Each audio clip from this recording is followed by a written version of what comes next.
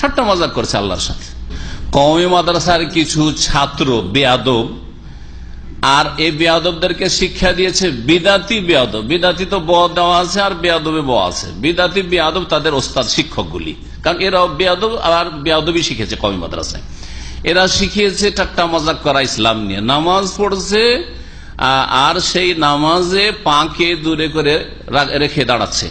আমি তাদেরকে বলবো যে তোমাদের মযহাবে আছে যে দুই পায়ের মাঝখানে মাত্র 1 বিঘত হবে অথবা 4 আঙ্গুল হবে, এর দলিল একটা হাদিস দাও তো। কিয়ামত পর্যন্ত, কিয়ামত পর্যন্ত সময় থাকলো এই মযহাবধারীদের যে দুই পায়ের মাঝখানে শুধু এতটুকু ফাঁক রাখা চলবে আর এর বেশি চলবে না, এর একটা হাদিস চাই। নিয়ে আসুক, কোথা থেকে নিয়ে আসছে। সুতরাং কারো শরীর মোটা হয় তো যদি 1 বিঘতের জায়গায় আর একটু বেশি ফাঁক করে কোনো অসুবিধার কথা নাই। এই ক্ষেত্রে কোনো বাধা ধরা এরকম কোন পরিমাণ নেই যে এতটা পরিমাণ শুধু ফাঁক রাখতে পারবেন বা দুই ফাঁকে একবারে মিলিয়ে রাখতে হবে, কোথাও এর প্রমাণ নেই। এগুলি মন গড়া কথা ফোকাহাদের, যে 1 বিঘত অথবা 4 আঙ্গুল বা কিছু দুই পায়ের মাঝখানে কোনো হাদিস নেই সম্পর্কে। 2 নম্বর কথা, তারপরে মজাক কি নিয়ে করছে যে খুতবা যেহেতু আহলে হাদিসরা বাংলায় পড়ে সেই জন্য আহলে হাদিসদের নামাজ নিয়ে মজাক করছে। প্রথম কথা নামাজ নিয়ে মজাক, তারা তখন আজান দিচ্ছে বাংলায়।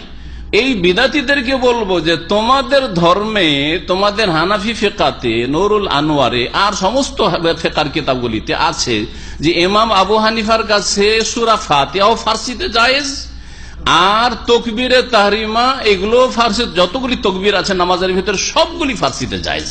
আরে নামাজের ভিতরে তোমাদের মযহাবে জায়েজ, তোমাদের মযহাবে নামের কাছে। আমাদের কাছে তো নামাজের বাইরে শুধু খুতবাটা অন্য ভাষায় জায়েজ। তাহলে তোমাদের ধর্ম নিয়ে তোমরা ঠাট্টা করছো, তোমাদের মযহাব নিয়ে তোমরা ঠাট্টা করছো, তোমাদের ইমাম সাহেবকে নিয়ে ঠাট্টা করছো। কারণ আবু হানিফা রাহমাতুল্লাহ এর কাছে আল্লাহ বুজুর্গ বার্তার আস্ত আল্লাহ আকবার না বলে বলা জায়েজ, কেউ অস্বীকার করতে পারবে না। আসুক কেউ অস্বীকার করার মতো কোন মৌলবী থাকলে আসুক, তাদের কেউ আল্লাহ আকবার না বলে যদি আল্লাহ বুজুর্গ বার্তার আস্ত তাকবীর তাহরিমা করলেন আর তারপর রুকুতে গেলেন আল্লাহ বুজুর্গ বার্তার আস্ত, হ্যাঁ, আর তারপরে সেজদায় গেলেন আল্লাহ বুজুর্গ বার্তার আস্ত, সেজদা থেকে উঠলেন, যতগুলি তাকবীর সবগুলি যে আল্লাহ বুজুর্গ বার্তার আস্ত ফার্সিতে বলেন, তাহলে আবু হানিফার কাছে নামাজ জায়েজ হয়ে যায়। সূরা ফাতিহা শুরু থেকে শেষ পর্যন্ত বিসমিল্লাহির রহমানির রহিম থেকে ওয়ালাদ দালিন পর্যন্ত যদি ফার্সি ভাষায় পড়েন, ইউজাউযুল ইমামু আল কিরাআতা বিল লুগাতিল ফারসিয়াত, নুরুল আনোয়ারে ইবারত আছে। আমি পড়েছি এবং পড়িয়েছি সব কিতাব শিক্ষকতার যুগে। কোথায় যাবেন?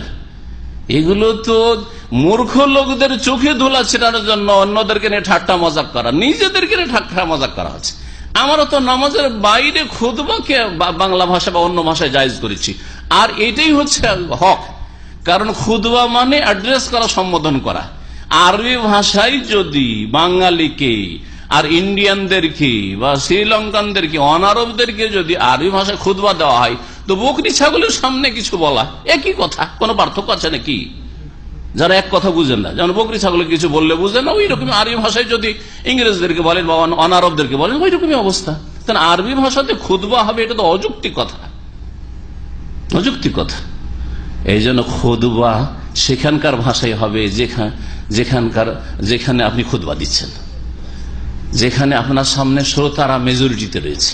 মেজরিটি দেখে আমার ফায়দা দেখতে হবে যে আমার কোন ভাষাটা এখানকার অধিকাংশ লোকেরা বোঝে, ওই ভাষাতে খুতবা হইতে হবে। সে জুমার খুতবা হোক, ঈদের খুতবা হোক, আর অন্য কোনো খুতবা হোক, বিয়ের খুতবা, সুন্নতি খুতবা পড়ে নেওয়ার পরে বাকিটা হোক। খুতবায় মাসনুনা পড়বেন, খুতবায় মাসনুনা পড়বেন। আর আমরা আলহামদুলিল্লাহ জুমার খুতবাতে, ঈদের খুতবাতে সবগুলিতে খুতবায় মাসনুনা পড়ি। ওদের মতো নয় যে বানানো খুতবা আবার পড়ি। খুতবা মাসনুনা পড়ার পরে তখন খেতাব করি, সম্বোধন করি। খুতবা থেকে খেতাব করা, আর খেতাব করা মানে সম্বোধন করা। উর্দুতে শব্দটি ব্যবহার হয় मैं आपसे খেতাব करना चाहता हूं, আরবিতে বলা হয় আনা উরিদু আন উখাতিবাকুম। তাহলে খেতাব মানে তো সম্বোধন করা, খেতাব মানে তো মন্ত্র পাঠ করা না। এরা তো মন্ত্র ধর্ম বানিয়ে ফেলেছে। সুতরাং যারা এই নামাজ নিয়ে মজাক করেছে তারা আল্লাহকে নারাজ করেছে, তারা দিন নিয়ে ঠাট্টা মজাক করে ইমান ভঙ্গ করেছে, এবং আবু হানিফাকে নিয়ে মজাক করেছে, তাদের মযহাবকে নিয়ে মজাক করেছে, আমাদেরকে নিয়ে মজাক করেনি। এই বিদাতিগুলো ভালো করে শুনিয়ে দিন তাদেরকে। এই জন্য তো মন্ত্রী, আমি এটাকে বলেছি, মন্ত্রী মিনিস্টার আমাদের দেশে বড় বড় পুঁজিপতিরা মূর্খ কেন? ইসলাম জানে না কেন? এই জন্য তারা জুমাটা পড়তে আসে। যদি আমরা বিষয়ভিত্তিক জুমার খুতবাগুলো শুনিয়ে দিতাম বাংলায়, অনেক মাসলা মাসাইল মন্ত্রী মিনিস্টাররা জানতে পারতো আর পুঁজিপুতিরা জানতে পারতো। আর আলহামদুলিল্লাহ আমাদের এই জন্য আমাদের সহি আকীদার ভাইদের মসজিদে যারা নামাজ পড়ে, ডাক্তার, ইঞ্জিনিয়ার, মন্ত্রী মিনিস্টার নামাজ পড়লে ইসলাম জানতে পারে। সৌদি আরবে দেখেন তো, মন্ত্রী মিনিস্টার হলেও ইসলাম সম্পর্কে যথেষ্ট জ্ঞান রাখে। কেন? কারণ তারা শোনে, তাদের নিজের ভাষায় খুতবা শুনছে। ওয়াজ মাহফিল শোনার জন্য আসবে না। কোন মসজিদে দর্শ হলেও মন্ত্রী মিনিস্টার কখনো আসবে না। আসতে পারবে? সিকিউরিটি লাগবে তার জন্য। বড় বড় পুঁজিপতি পয়সা ছেড়ে, ব্যবসা ছেড়ে আসবে না, কিন্তু জুমা পড়তে আসবে, ঈদ পড়তে আসবেই। এই খুতবাগুলি বাংলাতে হইতে হবে বাঙালিদের জন্য, তাহলে ফায়দা হবে, তাহলে জাতিকে অজ্ঞতা থেকে মুক্ত করা যাবে। আল্লাহ পাক বুঝার তৌফিক দান।